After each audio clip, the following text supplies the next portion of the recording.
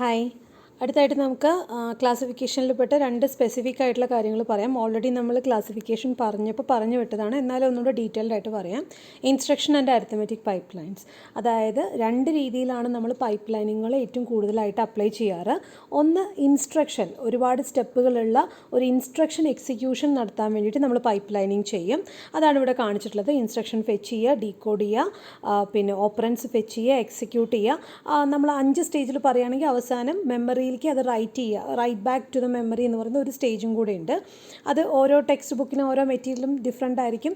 അപ്പോൾ നിങ്ങൾ ഈ 5 ലെവലും കൺസിഡർ ചെയ്യുന്ന സമയത്ത് ഇവിടെ 4 സ്റ്റേജേ പറഞ്ഞിട്ടുള്ള അവസാനത്തെ ഒരു സ്റ്റേജ് സേവിങ് ആണ്, അതും കൂടെ ഇൻക്ലൂഡ് ചെയ്യണമെന്ന് മാത്രം. അപ്പോൾ ഇൻസ്ട്രക്ഷൻ പൈപ്പ് ലൈനിങ് എന്ന് പറഞ്ഞാൽ ഇതാണ്: a complete instruction execution can be pipelined by dividing the entire operation into small operations like fetching the instruction from the main memory and decoding the instruction with the decoder section and producing the control signals. All those things will come under a single set of operations. And next one is fetching the operands. For any operation there will be some sort of operands which will be normally saved in the memory, so we have to fetch it from the memory. The next step is the execution, which will be carried out by the ALU, and later on there will be another step while we will be saving the result to a desired place, normally to some memory addresses. So all these things can be overlapped. So അതാണ് instruction pipe ലൈനിങ്ങിനെ കുറിച്ച് നമുക്ക് പറയാനുള്ളത്, ഓവർലാപ്പിംഗിൽ ചെയ്യുക എന്നുള്ളത്. ഇപ്പോൾ without overlapping non pipe lined processors എങ്ങനെയാണ് work ചെയ്യാമെന്ന് നോക്കാം. ഫസ്റ്റ് ഡയഗ്രാം കാണിക്കുന്നത് ഒരു പർട്ടിക്കുലർ ടൈമിൽ 1 2 3 4 എന്നുള്ള എക്സ് ആക്സിൽ കാണിച്ചിട്ടുള്ളത് ടൈം ആക്സിസ് ആണ്, അതായത് ഓരോ ക്ലോക്ക് സൈക്കിളിൽ നിന്ന് നമുക്ക് അസ്യൂം ചെയ്യാം. അങ്ങനെയാണെങ്കിൽ സ്റ്റേജ് 1 2 3 എന്നൊക്കെ പറയുന്നത് ഒരു ഇൻസ്ട്രക്ഷൻ്റെ ഓരോ സ്റ്റേജിനെയാണ്. ഇപ്പോൾ ഇവിടെ നമ്മൾ 4 സ്റ്റേജ് ആണല്ലോ പറഞ്ഞിട്ടുള്ളത് തൊട്ട് മുമ്പുള്ളത്. അപ്പോൾ അതിനുള്ള ഡയഗ്രമാണ് ഞാനിത് എടുത്തിട്ടുള്ളത്. അപ്പോൾ നിങ്ങൾക്കത് stage 1 instruction fetching, stage 2 instruction decoding, stage 3 is operant fetching and stage 4 is execution, അങ്ങനെ എടുക്കാം.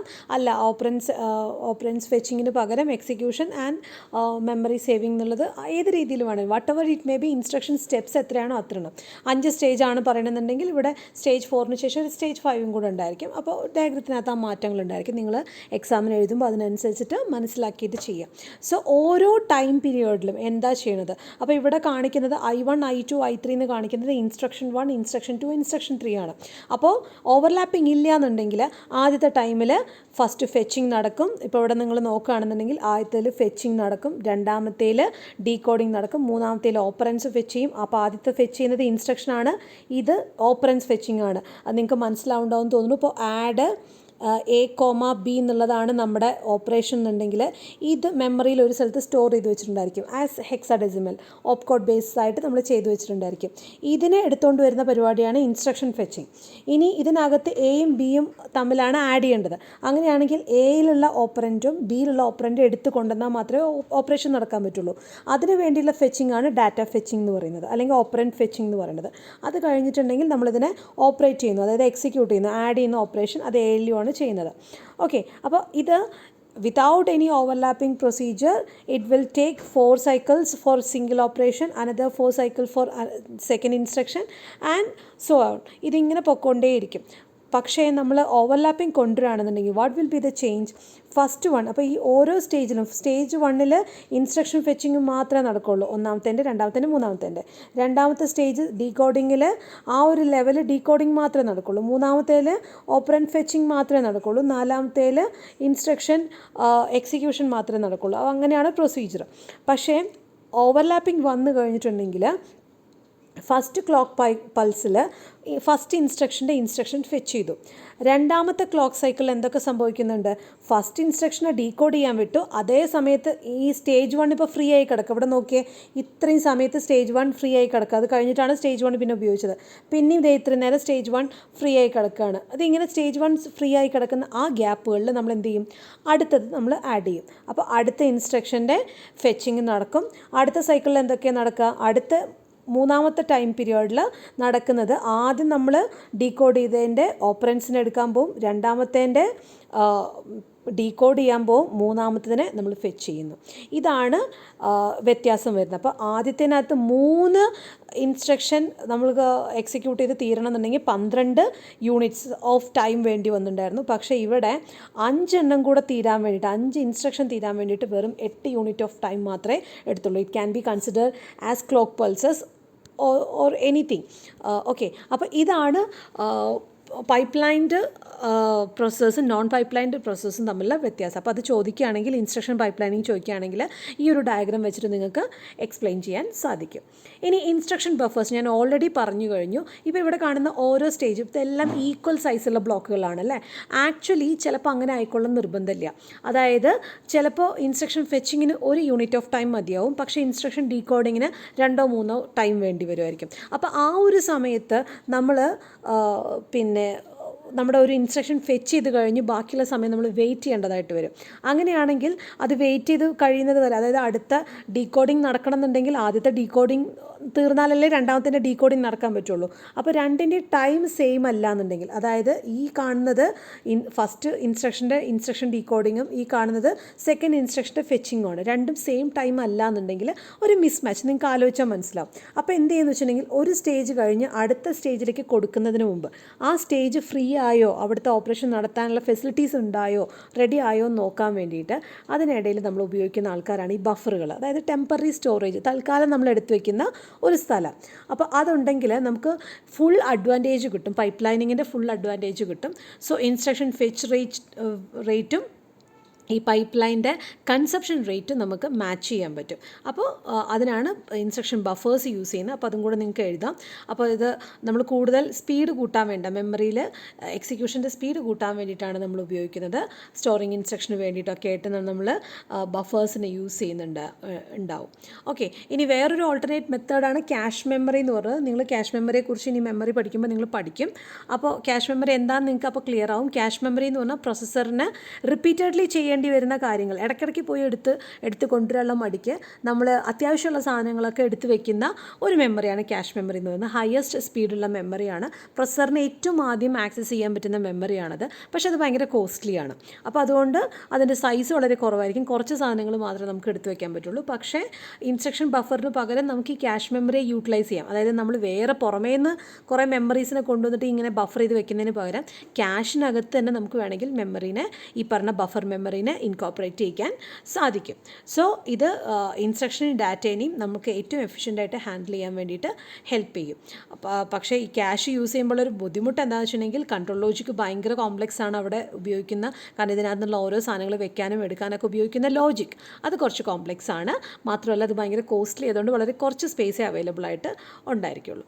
അപ്പോൾ ഇനി രണ്ടാമത്തെ ടൈപ്പ് ഓഫ് പൈപ്പ് ലൈനിങ് നമ്മുടെ സിലബസിൽ പറഞ്ഞിട്ടുള്ളത് അരിത്മെറ്റിക് പൈപ്പ് ലൈനിങ് ആണ്. അരിത്മെറ്റിക് പൈപ്പ് ലൈനിങ് ഞാൻ ക്ലാസിഫിക്കേഷൻ പറഞ്ഞു. ചില മാത്തമാറ്റിക്കൽ ഓപ്പറേഷൻ വളരെ കോംപ്ലക്സ് ആയിരിക്കും and it will contain so many units of operation. അതായത് ഇപ്പോൾ നമ്മളൊരു ഇൻ്റഗ്രേഷൻ ചെയ്യുകയാണെന്ന് വിചാരിക്കുക. ആ അകത്ത് എന്തൊക്കെ ഓപ്പറേഷൻസ് ഉണ്ടായിരിക്കും. ചിലപ്പോൾ നമുക്ക് ആഡ് ചെയ്യേണ്ടി വരും, സബ്ട്രാക്ട് ചെയ്യേണ്ടി വരും, പവർ എടുക്കേണ്ടി വരും, അതിൻ്റെ അകത്ത് ചിലപ്പോൾ ഡിഫറൻഷ്യേറ്റ് ചെയ്യേണ്ടി വരും. അപ്പോൾ ഇൻ്റഗ്രേഷൻ എന്ന് പറഞ്ഞ ഒരൊറ്റ ഫംഗ്ഷൻ നമ്മൾ എടുക്കുകയാണെങ്കിൽ അതിന് നമുക്ക് കുഞ്ഞു പാർട്ടായിട്ട് ഡിവൈഡ് ചെയ്യാൻ പറ്റും. ഇൻ സച്ച് കേസസ് നമ്മൾ ഒരു കംപ്ലീറ്റ് ഓപ്പറേഷൻ കഴിഞ്ഞിട്ട് മാത്രം അടുത്തൊരു ഓപ്പറേഷൻ എടുക്കുകയാണെന്നുണ്ടെങ്കിൽ it will take so much time.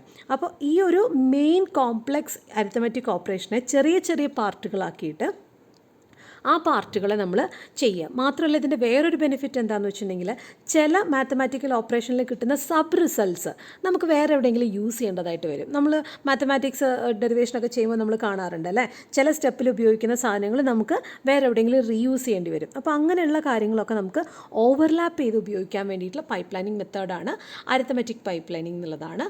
അപ്പോൾ ഇത് ചില സിമ്പിൾ ഫിക്സഡ് പോയിൻ്റ് ഓപ്പറേഷൻസിന് വേണ്ടിയിട്ടോ അല്ലെങ്കിൽ കോംപ്ലക്സ് ആയിട്ടുള്ള ഫ്ലോട്ടിംഗ് പോയിൻ്റ് അരിത്മെറ്റിക്സിന് വേണ്ടിയിട്ടൊക്കെ നമുക്ക് യൂസ് ചെയ്യാൻ പറ്റും. അതായത് നമ്മുടെ മെയിൻ ടാസ്കിൽ ചെറിയ സബ് ടാസ്കുകൾ നമുക്ക് ഐഡൻറ്റിഫൈ ചെയ്യാൻ പറ്റുകയാണെങ്കിൽ ആ സബ് ടാസ്കുകളെ ഓരോ പൈപ്പ് ലൈൻ സ്റ്റേജസ് ആയിട്ട് നമുക്ക് ഡിവൈഡ് ചെയ്യാൻ പറ്റും. അപ്പോൾ നമുക്ക് ഇപ്പോൾ ഇവിടെ ഒരു എക്സാമ്പിൾ ഇവിടെ നമ്മൾ കൊടുത്തിട്ടുള്ളത് ജനറലായിട്ട് നമ്മൾ ചെയ്യുന്ന 2 കാര്യങ്ങളാണ്.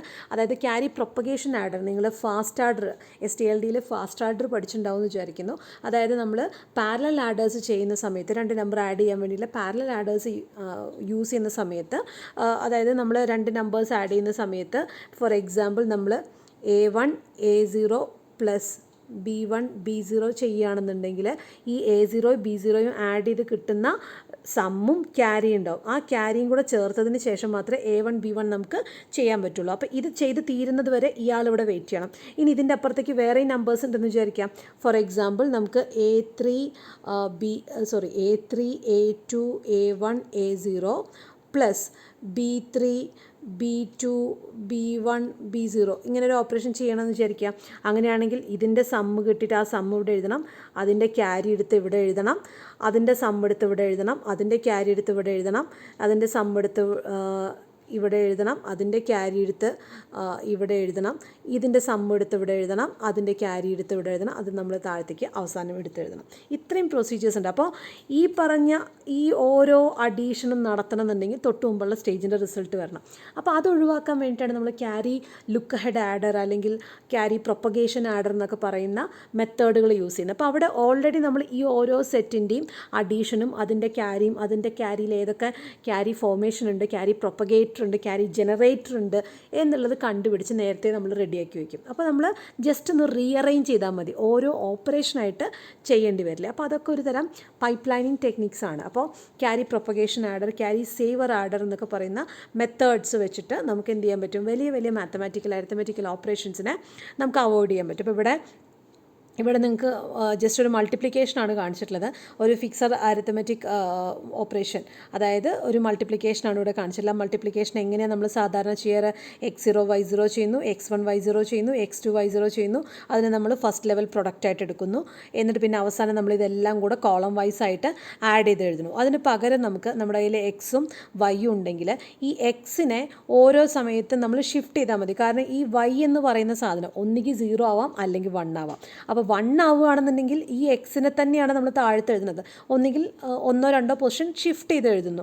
അതേ സമയത്ത് വൈയുടെ വാല്യൂ 0 ആണെങ്കിൽ അവിടെ 0 ആ മുകളിൽ കിടക്കുന്ന എക്സാ ഒന്നും ഉണ്ടാവില്ല. നിങ്ങൾ മൾട്ടിപ്ലിക്കേഷൻ്റെ ഓപ്പറേഷനൊക്കെ ഒന്ന് ജസ്റ്റ് ഒന്ന് പോയി നോക്കിയാൽ നിങ്ങൾക്ക് മനസ്സിലാവും. അപ്പോൾ അതുകൊണ്ട് ശരിക്കും പറഞ്ഞാൽ ഈ P1 P2 P3 എന്നൊക്കെ പറയുന്നത് ഷിഫ്റ്റഡ് മൾട്ടിപ്ലിക്കൻസ് ആണ്. അപ്പോൾ അത് നമ്മൾ ജനറേറ്റ് ചെയ്യുക. അത് ജനറേറ്റ് ചെയ്തതിന് ശേഷം നമ്മൾ എന്ത് ചെയ്യുകയെന്ന് വെച്ച് കഴിഞ്ഞിട്ടുണ്ടെങ്കിൽ ഈ ക്യാരി സേവർ ആഡർ, അതായത് ഓരോ ഓപ്പറേഷൻ കഴിയുമ്പോഴുള്ള ക്യാരീസിനെ നമ്മൾ സേവ് ചെയ്ത് വെച്ചിട്ടുണ്ടെങ്കിൽ, അതായത് നമ്മൾ ഓരോ ഷിഫ്റ്റ് കഴിയുന്ന സമയത്ത് ക്യാരി ഉണ്ടാവുന്നുണ്ടെങ്കിൽ ആ ക്യാരീനെ മാത്രം നമ്മൾ സേവ് ചെയ്ത് വെച്ചിട്ടുണ്ടെങ്കിൽ അത് 2 or 3 സ്റ്റേജിൽ നമ്മൾ റിപ്പീറ്റ് ചെയ്താൽ നമുക്ക് എന്ത് ചെയ്യാൻ പറ്റും, പെട്ടെന്ന് തന്നെ Y × X എന്നുള്ള പ്രൊഡക്റ്റ് കിട്ടും. അല്ലാണ്ട് ഈ എല്ലാ മൾട്ടിപ്ലിക്കേഷനും കഴിഞ്ഞ് അതിനെ ഓരോന്നിനെ ഇപ്പോൾ നിങ്ങൾ നോക്കുകയാണെന്നുണ്ടെങ്കിൽ ഇവിടെ എത്ര അഡീഷൻ വേണ്ടി വരും, ഇത് നേരിട്ട് എഴുതാം. ഇത് രണ്ടും കൂടെ ആഡ് ചെയ്യാൻ ഒരു ഫുൾ ആഡർ വേണം, ഇത് രണ്ടും കൂടെ ആഡ് ചെയ്യാനും ഒരു ഫുൾ ആഡർ വേണം, ഇത് 3 കൂടെ ആഡ് ചെയ്യാൻ നമുക്ക് എന്ത് വേണം, 2 ഫുൾ ആഡേഴ്സ് വേണം, ഇത് 3 കൂടെ ആഡ് ചെയ്യാൻ 2 ഫുൾ ആഡേഴ്സ്, ഇത് 3 കൂടെ ആഡ് ചെയ്യാൻ. അപ്പോൾ ഇതിൻ്റെ ഒരു അലൈൻമെൻറ്റിൽ ഒരു ചെറിയ പ്രശ്നമുണ്ട്, 1 2 3 അങ്ങനെയാണ് പോകേണ്ടത്. അപ്പോൾ ചിലതിനകത്തൊക്കെ 5 6 ഫുൾ ആഡേഴ്സൊക്കെ വേണ്ടി വരും. അപ്പോൾ അത് കഴിഞ്ഞാൽ മാത്രമേ ഇതിൻ്റെ ഒരു ക്യാരി കിട്ടുള്ളൂ. ആ ക്യാരി കിട്ടിയാലേ ഈ ഓപ്പറേഷൻ ചെയ്യാൻ പറ്റുള്ളൂ. അപ്പോൾ അങ്ങനത്തെ ബുദ്ധിമുട്ടുകളൊക്കെ നമുക്ക് ഈ പറഞ്ഞ അരിത്തമെറ്റിക് പൈപ്പ് ലൈനിങ് ഉപയോഗിച്ച് നമുക്ക് ചെയ്യാൻ പറ്റും. അപ്പോൾ ചെറിയ ചെറിയ പാർട്ടുകളെ നമ്മൾ ചെയ്തതിന് ശേഷം ഇതിനെല്ലാത്തിനെയും കൂടെ ഓവർലാപ്പ് ചെയ്ത് കമ്പൈൻ ചെയ്ത് ഉപയോഗിക്കുക എന്ന് പറയുന്നതാണ് അരിത്തമെറ്റിക് പൈപ്പ് ലൈനിങ്. അപ്പോൾ ഇതൊരു മൾട്ടിപ്ലിക്കേഷൻ്റെ എക്സാമ്പിളാണ്. അപ്പോൾ ഇതിന് ഞാൻ നേരത്തെ കാണിച്ച ഡയഗ്രത്തിൽ ഓരോ സ്റ്റേജിലും എന്താ ചെയ്യുന്നതെന്നുള്ളതിൻ്റെ എക്സ്പ്ലനേഷൻസ് ആണ്. നിങ്ങൾക്കിത് വായിച്ച് നോക്കി പഠിക്കാൻ പറ്റുകയാണെങ്കിൽ അത് ആ ഡയഗ്രം വെച്ചിട്ട് പഠിച്ചിട്ട് ചെയ്യുക. അതല്ലാന്നുണ്ടെങ്കിൽ നിങ്ങൾക്ക് നിങ്ങളുടെ ഓൺ ലാംഗ്വേജിൽ പറ്റുന്ന പോലെ എഴുതിയാലും മതിയാവും. കാരണം അത് മുഴുവൻ കാണാപ്പാഠം പഠിക്കുക എന്ന് പറയുന്നത് എല്ലാവർക്കും സാധിച്ചോളുന്നില്ല, നിങ്ങൾ പറ്റുന്ന പോലെ പഠിച്ചാൽ മതി. ഇനി അതേപോലെ തന്നെ ഒരു ഫ്ലോട്ടിംഗ് പോയിൻ്റ് അരിത്തമെറ്റിക് പൈപ്പ് ലൈനിങ്ങിൻ്റെ കേസ് എടുക്കുകയാണെന്നുണ്ടെങ്കിൽ അതിനകത്തൊരു മാൻറ്റിസ പാർട്ടും ഒരു എക്സ്പൊണൻറ്റ് പാർട്ടും ഉണ്ടായിരിക്കും. നിങ്ങൾ STLD പഠിച്ചതിനകത്ത് ഓർമ്മയുണ്ടാവും എന്ന് ഞാൻ വിചാരിക്കുന്നു. ഒരു ഫ്ലോട്ടിംഗ് പോയിൻ്റ് നമ്പർ എഴുതുമ്പോൾ അതിൻ്റെ പവർ, അത് എത്രത്തോളം വലുതാണ് ആ നമ്പർ അല്ലെങ്കിൽ എത്രത്തോളം ചെറുതാണ് എന്നുള്ളത് അറിയാൻ വേണ്ടിയിട്ട് ഒരു എക്സ്പൊണൻറ്റ് പാർട്ടും ഉണ്ടായിരിക്കും, അതിൻ്റെ മാൻറ്റിസ പാർട്ട്, അതായത് അതിൻ്റെ വാല്യൂ പാർട്ട് ഉണ്ടായിരിക്കും. അപ്പോൾ ഓപ്പറേഷൻ ചെയ്യുന്ന സമയത്ത് നമ്മൾ ഈ മാൻറ്റിസ തമ്മിലും ഓപ്പറേറ്റ് ചെയ്യണം, എക്സ്പൊണൻറ്റ്സ് തമ്മിലും ഓപ്പറേറ്റ് ചെയ്യണം. അപ്പോൾ ഇത് ഒന്നിച്ച് ചെയ്യുന്നതിന് പകരം നമ്മളിതിനെ സെപ്പറേറ്റ് ആയിട്ട് കൺസിഡർ ചെയ്യുകയാണെന്നുണ്ടെങ്കിൽ നമുക്ക് ആ ഒരു നമ്പറിനെ പറ്റിയിട്ടുള്ള കൂടുതൽ അറിവ് നമുക്ക് കിട്ടും. അപ്പോൾ ആദ്യം നമ്മൾ എക്സ്പൊണൻസ് കമ്പയർ ചെയ്യണം. അപ്പോൾ 2 നമ്പറും തമ്മിലുള്ള ഒരു ബന്ധം നമുക്ക് കിട്ടും.